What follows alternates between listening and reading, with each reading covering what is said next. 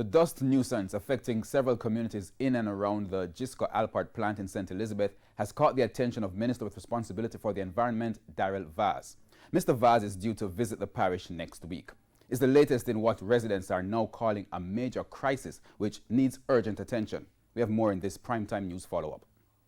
Tempers ran high at an emergency meeting Thursday evening in Myersville, St. Elizabeth. It was in fact the first time for that day that some people were able to leave their homes. Dry weather conditions coupled with strong winds have resulted in several communities being blanketed by dust from the Gisco Alpart mud lake. Residents have been recording their experience, describing the conditions Thursday as the worst in recent times. Not even Alpart you can see, like seriously. I count that we work with this and we food.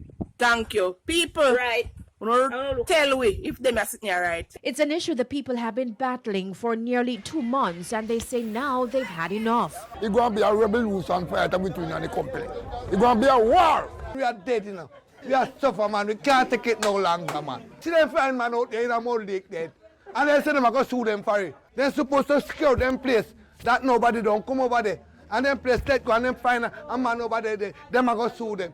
Tell the Chinese man and tell the Prime Minister, say if he come, we want the Prime Minister to come help him, man. We need the government of Jamaica to intervene for the people in Myersville and Warminster and around the community. As far as Santa Cruz. Respiratory problems are common in the area, and as the medical bills climb, some people have been clamoring for compensation. Gisco Alpart is not sending anyone to the doctor. They are not paying the compensation that they used to pay. They are not giving the citizens water. It's like hell.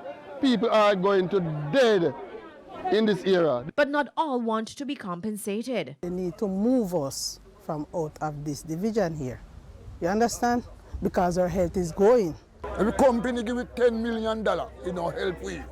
And we can't live with it no more. Either they remove it or they control it. The emergency meeting Thursday was chaired by the Member of Parliament for South East St. Elizabeth, Frank Witter. The immediate solution is to get enough water on the mud lake because 4 weeks ago we had a shower of rain and for 3 days we didn't have any dusting. So therefore if the company is able to keep the mud lake wet, then that will be the best solution in terms of short term.